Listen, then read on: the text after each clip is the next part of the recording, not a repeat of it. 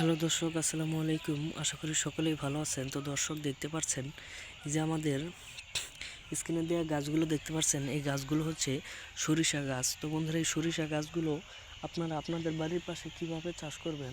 তো বন্ধুরা, এই সরিষা গাছগুলো চাষ করা কিন্তু খুবই সহজ।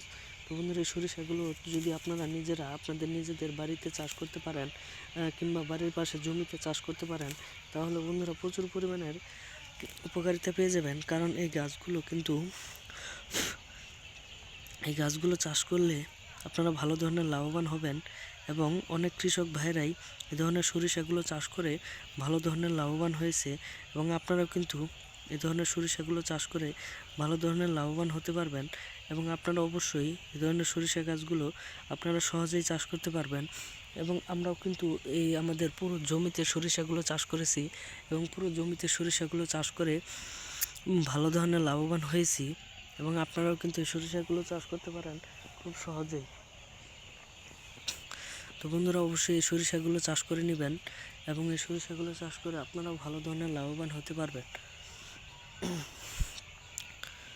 তো বন্ধুরা, এই সরিষাগুলো চাষ করা খুবই সহজ, এবং এই সরিষাগুলো চাষ করে সরিষার তেল তৈরি করতে পারবেন, এবং সেইগুলো আপনার রান্নার কাজে ব্যবহার করতে পারবেন।